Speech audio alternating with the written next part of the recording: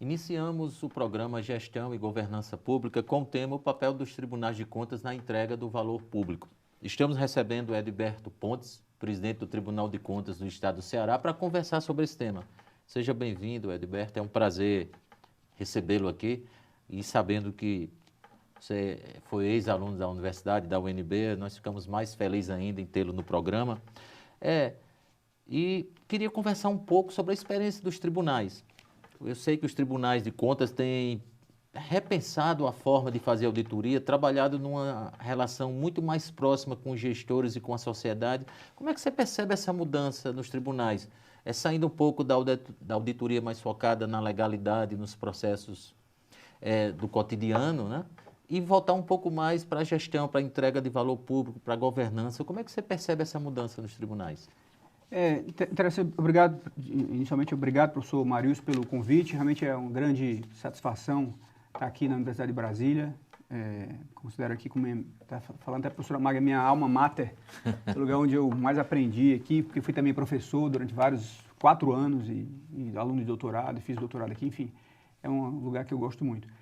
E, de fato, os tribunais têm dado um enfoque muito forte nessa área de avaliação de políticas públicas. A gente acha que isso aí é o futuro, obviamente, sem deixar de lado, né, a nossa obrigação constitucional, que é continuar olhando legalidade, a conformidade, isso aí continua sendo o nosso dia a dia, a gente vai continuar fazendo. Mas vários tribunais têm tido essa preocupação muito forte nessa área de... Começou com a auditoria operacional lá atrás, mas hoje é até um novo patamar. É a avaliação de políticas públicas, no sentido, até que a Intorsai também tem adotado, que é um pouco até diferente de auditoria operacional. Lá no Tribunal de Contas do Estado do Ceará, por exemplo, a gente criou uma gerência específica só de avaliação de políticas públicas, que começou fazendo auditoria operacional, é só isso que eles faziam, mas agora estão sendo treinados para entrar mais fortemente nessas metodologias de avaliação de políticas públicas. Porque esse aqui é o ponto, que se percebe muito isso. Olha, gente, tem muita corrupção? Claro que tem, né? O Brasil sempre sai muito mal nesses índices de percepção de corrupção. Claro que tem problema nesse campo, mas a gente percebe no dia a dia, na prática, examinando, que boa parte dos problemas, talvez muito maior, muito mais sério, muito mais grave, causa muito mais problema, muito mais dificuldade do que corrupção, é o problema da má gestão, da dificuldade de governança, não é? De programas que são lançados com muito amadorismo, que não são feitos o devido planejamento, não é? Que não é feito o monitoramento, que o controle é muito ruim, muito deficiente. Então a administração pública é muito amadora. E é porque até eu falo sempre isso quando as palestras estão dadas por aí, gente, é um certo paradoxo da democracia. A democracia é muito interessante, é ótimo que seja assim. Qualquer um pode ser eleito, né, de acordo com as condições da Constituição lá. Tanto que não seja analfabeto, mas a pessoa às vezes semi-alfabetizada, ou então um excelente médico, um grande advogado, um grande dentista, um grande comerciante, o que seja. Mas não entende nada de administração pública, nada de gestão pública, nada de governança, não sabe nem o que é isso. Mas é um cara simpático, tem liderança e tal. E se elege. No dia seguinte, ele tem que administrar uma empresa extremamente sofisticada, não é isso? Correto. Então, como é que ele faz? Ele acha que quer administrar aquilo, tem que ser de forma amadora, não quer uma administração profissional. Só que os temas que ele vai lidar são temas sofisticados. A legislação que rege a administração pública é sofisticada, não é? Temas são muito sofisticados, são muito difíceis, não é? Lidar, por exemplo, com a educação, uma boa política de educação. Como é que se faz uma boa política de educação, uma boa política de saúde, uma boa política de saneamento, uma boa política de transporte? Tudo isso é coisa sofisticada, quer dizer. E aí você elege uma pessoa que não tem nenhuma formação naquilo. Quando ele procura formar uma boa burocracia, né, tem boas equipes, tudo bem, até consegue ir bem. Em muitos lugares vai bem.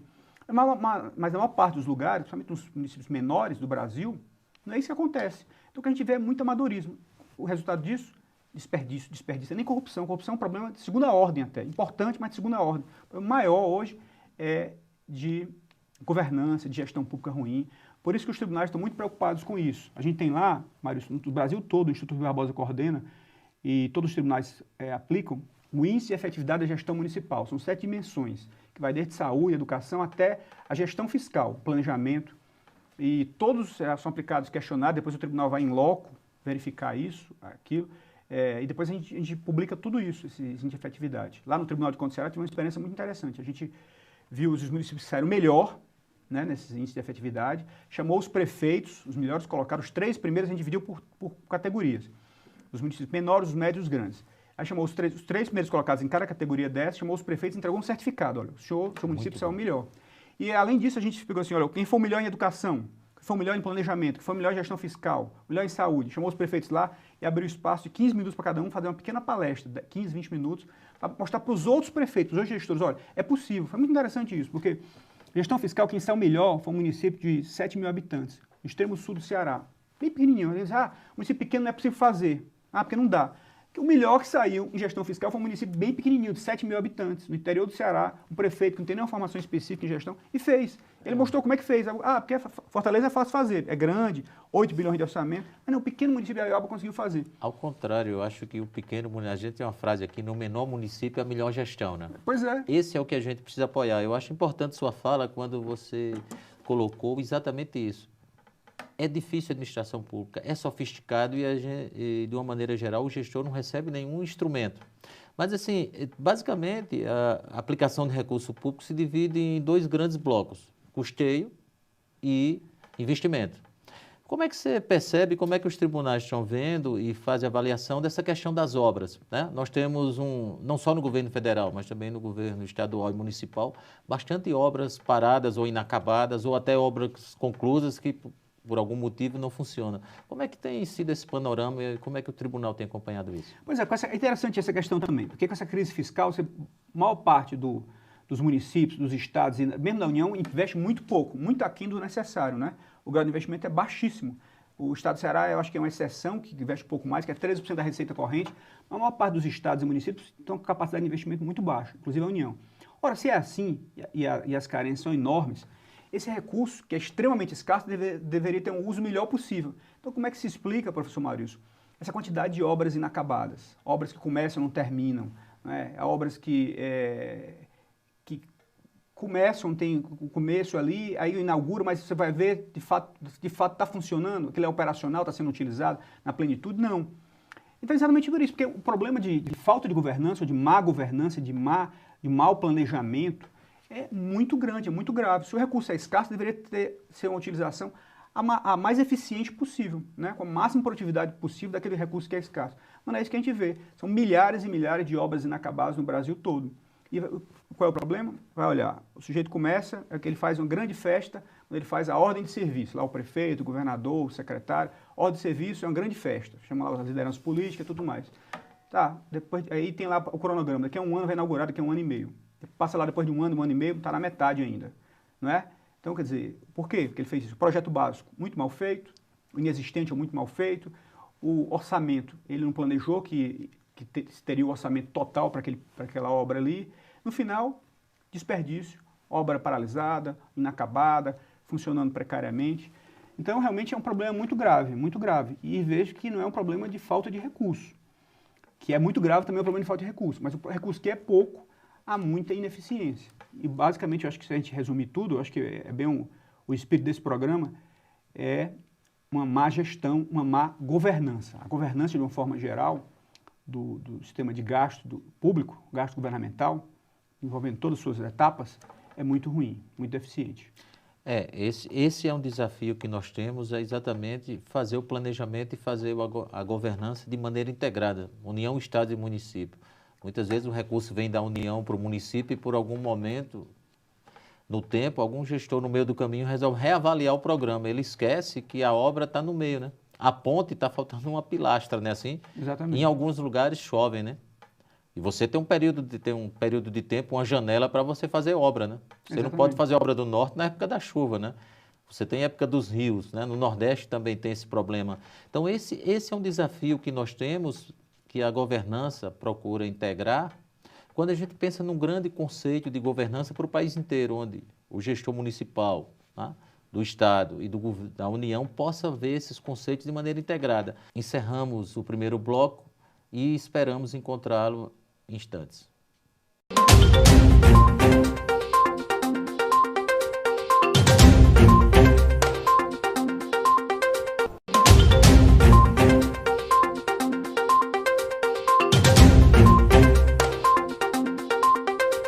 Retornamos ao segundo bloco do programa Governança e Gestão Pública, conversando com Edilberto Pontes, presidente do Tribunal de Contas do Ceará.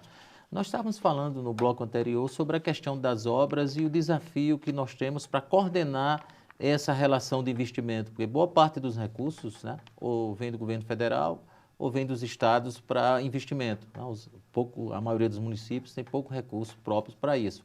Como é que nós podemos pensar e se essa relação de governança estabelecer um conceito, um padrão, uma forma de troca de informação que todos esses entes possam, ao longo da gestão, acompanhar essas informações?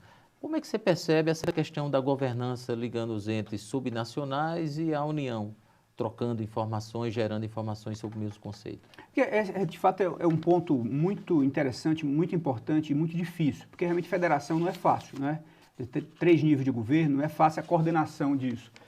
De um lado, federação significa descentralização. A gente não quer o governo federal que hierarquiza tudo, dá ordens para tudo, dita regras e como tudo deve funcionar nos estados e nos municípios. Mas, ao mesmo tempo, federação também não quer dizer que não haja coordenação, não haja harmonia. É fundamental que haja coordenação, que haja harmonia. Exatamente para evitar isso, para evitar desperdício, para evitar que o dinheiro chegue já no final do ano, né, que se faça muitas vezes uma licitação às pressas, porque o dinheiro só chegou agora e você não quer perder o recurso, porque o orçamento é anual e não é plurianual. Até um projeto agora que tornar o orçamento plurianual, eu acho uma boa medida, né, esses investimentos mais longo prazo serem,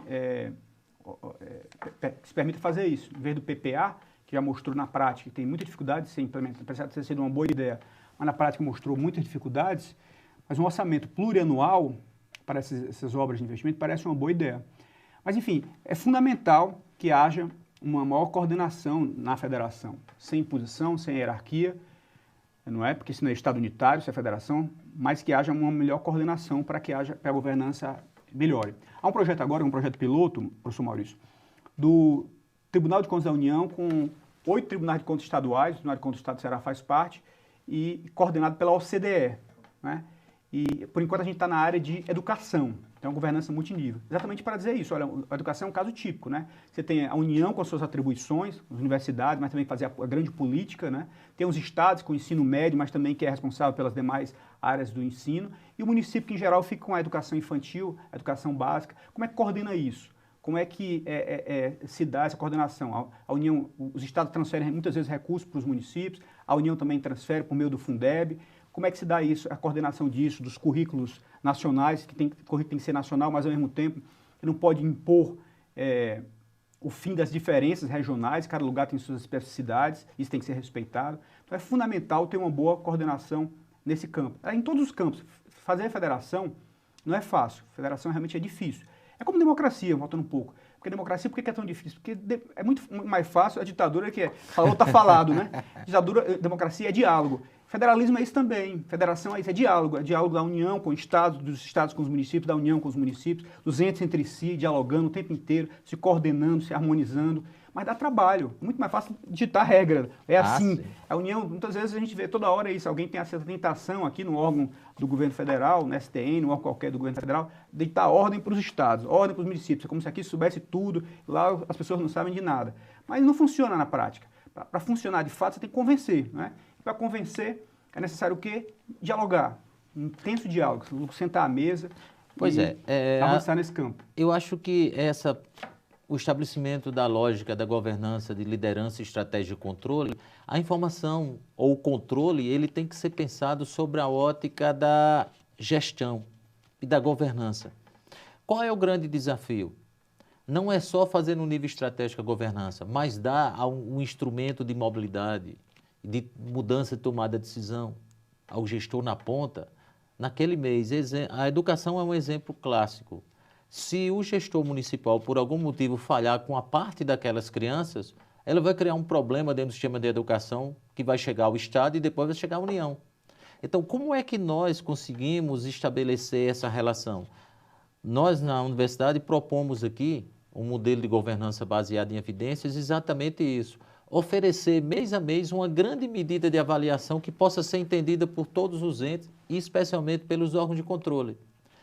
Qual a importância dos órgãos de controle nisso? Os órgãos de controle estão no dia a dia parceiro do gestor olhando para esse processo. Então, se eu conseguisse estabelecer um grande ponteiro em cada escola do Brasil e isso pudesse ser visto não só pelos entes, pelos gestores, mas também pela sociedade, pelos órgãos de controle, talvez a gente pudesse dar uma operacionalidade ou um instrumento para essa governança multinível.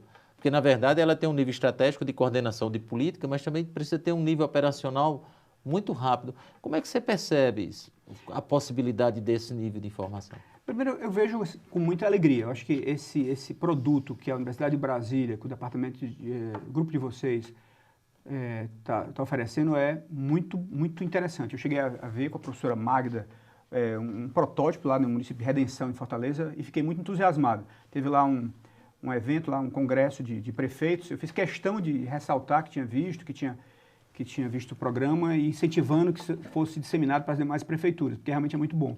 Porque é disso que se trata, não é? Ninguém tem boa governança efetiva, de verdade, não tem uma boa política pública, se não tiver um bom diagnóstico de como as coisas estão funcionando de fato. Então, quer dizer, medir para ter esse diagnóstico e depois implementar bem a política é fundamental. E esse sistema de vocês que mede cada setor, cada atividade, né, o custo daquela atividade, o resultado que ela dá àquela atividade, ele é fundamental, é um ponto de partida para fazer bons diagnósticos, para fazer boas políticas e para monitorar a política, algo que é essencial para uma boa governança. Então, eu vejo com muito entusiasmo, por isso que me entusiasmei tanto e tive tanto interesse em aprofundar isso. Acho que isso vai ser um passo decisivo para melhorar as políticas públicas de uma forma geral, não só educação, mas saúde, infraestrutura, enfim, todas as áreas de ação governamental. E os tribunais de contas tenho certeza que tem todo o interesse em aprender essa metodologia, esses dados todos, enfim, utilizar esse sistema o máximo possível. A ideia principal da pesquisa na universidade foi exatamente buscar essa integração, porque a governança ela tem um desafio, ela não navega no princípio da legalidade, ela navega pós-legalidade, o que significa, você só pode fazer gestão se você obrigatoriamente passar pela legalidade, esse é o pré-requisito. Só que a governança permite que você tome uma decisão diferente do outro. Todas as duas já passaram pela fronteira da legalidade, então eu estou num espaço agora da eficiência. Exatamente. Né? Então, a importância que a gente vê nesse processo é trabalhar isso, entender um pouco que a eficiência vai se dar pela ação e pela diferença dos gestores, envolvendo maturidade, experiência, capacidade técnica, não só dele como da equipe. Eu acho que você colocou uma parte muito interessante. Como é que eu trago um gestor inexperiente para uma entidade extremamente complexa como o setor público? Né? E essa complexidade pressupõe que ela precisa ser dada informação para o prefeito. Acho que esse é o primeiro passo. Se você não tiver um bom diagnóstico, você não faz políticas erradas. Então, quer dizer, ter dados, né, ter um bom diagnóstico para fazer as políticas e depois para monitorar as políticas é um passo decisivo. Sem isso, a gente não avança. Eu acho que nós vamos tratar isso, vamos encerrando o segundo bloco e voltaremos no terceiro bloco, continuando essa discussão.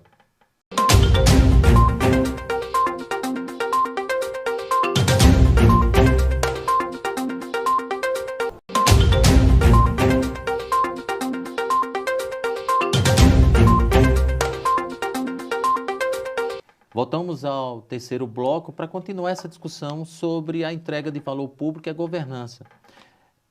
O desafio é coordenar todo esse processo, mas especialmente eu acho muito importante a questão que instrumento eu entrego, e aí vamos falar dos prefeitos, só para dar um exemplo concreto, há um prefeito que assume uma prefeitura, como o senhor colocou muito bem, uma entidade extremamente complexa. Hoje ele recebe praticamente nada. Como referência, veja, o que o prefeito que saiu em dezembro entregou para a sociedade como valor público. No mínimo eu tenho que entregar aquilo. Né? E a partir daí eu vou imprimir as minhas políticas, o meu projeto de governo. Então, assim, essa dificuldade de entregar uma medida para o gestor público, em todos os níveis, talvez não seja o primeiro ponto de partida como é que o gestor público deve se comportar? Ele deve, no mínimo, fazer o que o outro fazia o mês passado. Talvez este não seja o grande caminho, estabelecer uma primeira medida que não só o gestor entenda, mas a sociedade entenda, os tribunais possam usar essa medida também para fazer auditoria e acompanhar a gestão? Não, sem dúvida. Eu acho que para a gente avançar na gestão pública, primeiro tem que ter um bom diagnóstico. E não é impossível ter um bom diagnóstico se você não tiver medidas, se não tiver números, né? Por isso que eu acho muito importante isso. Quanto é que está custando a educação? Qual é o resultado da educação? Quanto é que está custando a saúde? Qual é o resultado da saúde? Quanto é que está custando política A, política B, política C? Qual é o resultado da saúde? Eu acho que isso é fundamental. É o ponto de partida para que o prefeito possa avançar. Eu gosto muito daquela definição lá dos que ganharam o prêmio Nobel esse ano, a Esther Duflo e o Banerjee, os professores do MIT, sobre política pública. Ele diz o seguinte, olha, o que é que o gestor público tem que evitar, se ele quiser avançar? Ele fala evitar os 3 Is. Evitar a ignorância. Ignorância é que isso, que você faz só na base da improvisação. Você não tem números, você não tem dados, você não tem indicadores, nada disso. É tudo na base da ignorância. Evitar a inércia, só repetindo a política passada, não é? É péssimo quando você fica repetindo só as políticas passadas. Deram errado, mas fazendo assim por quê? Não é porque se fazia ano passado assim. Então você fica, é o orçamento incremental, não é isso que a gente vê na maior parte das administrações públicas. E evitar a ideologia, também a ideologia atrapalha muito, né? Porque você, essa política aqui é de esquerda, de direita. Eu gosto sempre daquela frase, citar aquela frase do Deng Xiaoping, né, que revolucionou a China, que ele disse, olha, não quero saber a cor do gato, quero saber se o gato pega rato. É um pouco isso, tem que ser pragmático. A política funciona ou não funciona? Ela diminui a mortalidade infantil, ela melhora a educação ou não melhora? Então, quer dizer, se funcionar, é o que importa. Então, não quero saber se é de direita, de esquerda, se foi o governo A, B ou C, que importa. Então, e para fazer isso, é fundamental esse tipo de produto que vocês estão oferecendo, né, que a UNB está desenvolvendo e está oferecendo para as prefeituras, porque ela permite que a gente tenha bons diagnósticos, a gente tenha bons indicadores. Então, sou entusiasta, realmente sou fã desse programa de vocês e, se Deus quiser, a gente vai conseguir disseminar, difundir isso Brasil afora.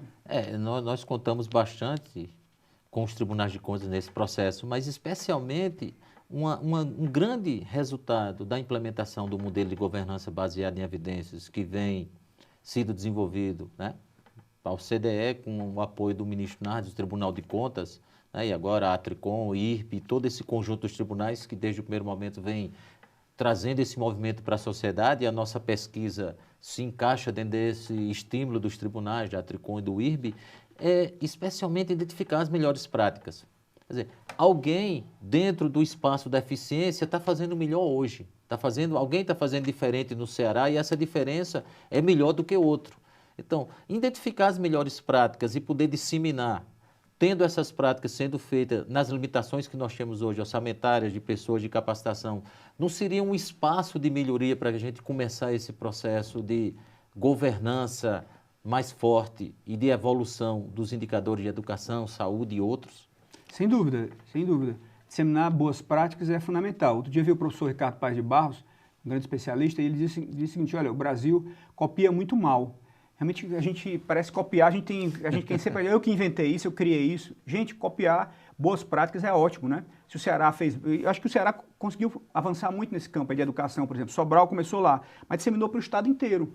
Né? Municípios pequenos, muito longe de Sobral, conseguem sair bem. Mas como é que eles fizeram isso? Basicamente copiando. O que é que deu certo aqui? Quando eu falei do IEGM, que os prefeitos chegam lá e mostram, olha, eu consegui fazer desse jeito, e fica 20 minutos falando para os demais prefeitos e o tribunal intermediando, é exatamente por isso, para disseminar boas práticas. Isso é fundamental. É um copiar o que dá certo, copiar o que foi bem em outro lugar, adaptando, claro, a especificidade de cada lugar. Acho que esse é uma das grandes vantagens de viver numa federação, né? Você tem as autonomias locais, cada um vai experimentando, fazendo os experimentos institucionais, experimentos de políticas públicas. Deu certo? Que bom. Vamos disseminar para outros lugares. Então, a universidade tem um papel chave nisso, de ser a grande disseminadora, porque ela vai, identifica, olha, que deu certo, aplaude aquilo, escreve artigos, faz seminários, faz eventos, não é isso? E procura disseminar aquilo para outros lugares.